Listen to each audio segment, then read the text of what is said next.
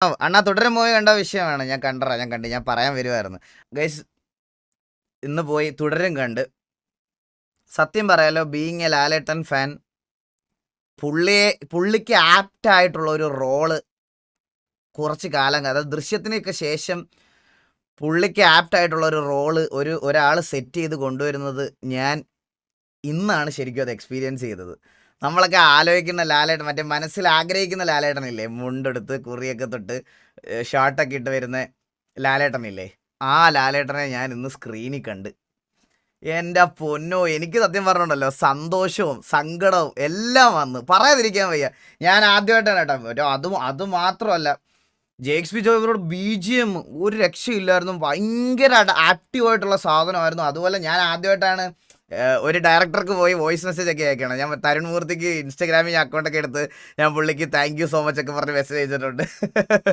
സത്യം പറയല, എമ്പുരാനോട് തുടരും ബ്രോ. എനിക്ക് രണ്ടും ഇഷ്ടമാണ്. എനിക്ക് ലാലേട്ടൻ ഫാൻ എന്നുള്ള രീതിയിൽ പുള്ളിയെ കളിയാക്കൽ മാറ്റിയിട്ട് നല്ല രീതിയിൽ ആൾക്കാരെ ട്രീറ്റ് ചെയ്യണ ഒരു സാധനം ഞാൻ ഇന്നാണ് കാണുന്നത്. No spoilers please. ഞാൻ സ്പോയിലറൊന്നും പറയാറില്ല ബ്രോ. ഞാൻ ഒരു മൂവിയുടെ റിവ്യൂവിൽ ഞാൻ സ്പോയിലേഴ്സ് പറയത്തില്ല. നിങ്ങളെ പോലെ തന്നെ കൊടുക്കുന്ന പൈസയ്ക്ക് അത് എൻജോയ് ചെയ്യാൻ പോകണമെന്നുള്ള ആഗ്രഹമുള്ള ഒരാളാണ് ഞാൻ. ഒരിക്കലും ഒരു സ്പോയിലർ പറയൂല. സോങ്സ് അടിപൊളിയാണ്, എല്ലാം അടിപൊളിയാണ്. നിങ്ങളെല്ലാവരും തിയേറ്ററിൽ പോയി എക്സ്പീരിയൻസ് ചെയ്യും.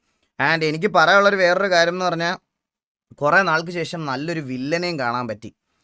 പുള്ളി ആ റോൾ എന്ത് കിടിലമായിട്ടാണ് ചെയ്ത് വെച്ചിരിക്കണല്ലേ എൻ്റെ അമ്മോ. എനിക്ക് സത്യം പറഞ്ഞാൽ നമ്മുടെ നാട്ടിലൊക്കെ മറ്റേ മറ്റേ ചിരിച്ചുകൊണ്ട് പറയണ പോലീസുകാരുണ്ടല്ലോ, അതേപോലത്തെ ഒരു സാധനം അടിപൊളിയായിട്ട് പുള്ളി ഇതാക്കി വെച്ചിട്ടുണ്ട്. മോർ ദാൻ പറയാം, കുറേ നാൾക്ക് ശേഷം പുതിയതായിട്ട് വന്നൊരു കിടിലം വില്ലൻ എൻ്റെ മനസ്സിൽ പതിഞ്ഞൊരു വില്ലനും കൂടെ ആയിരുന്നു തുടരും വില്ലൻ. സോ നല്ല ഫിലിമാണ് ഗൈസ്. നിങ്ങൾ വേറെ ആരും റിവ്യൂ ഒന്നും പറയണത് കേട്ടോണ്ടിരിക്കണ്ട. ഫാമിലി ആയിട്ട് പോയി കാണാൻ പറ്റിയ പടവും കൂടെയാണ്. അത് പ്രത്യേകിച്ച് എടുത്ത് പറയാം. നിങ്ങൾക്ക് അച്ഛനും അമ്മയും ആരുടെയൊക്കെ കൂടെ വേണേലും ധൈര്യത്തോടെ പോയി ഇരുന്ന് കാണാൻ പറ്റുന്ന ഒരു ഫിലിമും കൂടെയാണ്. Do watch in theatres. കിടിലം ഫിലിമാണ്. സത്യം പറയാമല്ലോ, നമുക്ക് കുറേ നല്ല കുറച്ച് ഇതൊക്കെ എന്താ പറയുക, നല്ല കുറേ ഇമോഷൻസും നല്ല കുറേ കാര്യങ്ങളും എല്ലാം ഉണ്ട്, മാസും എല്ലാം ഉണ്ട്. അപ്പോൾ എല്ലാവരും പോയി കാണും, തിയേറ്ററിൽ പോയി കാണും. നല്ല പടമാണ്.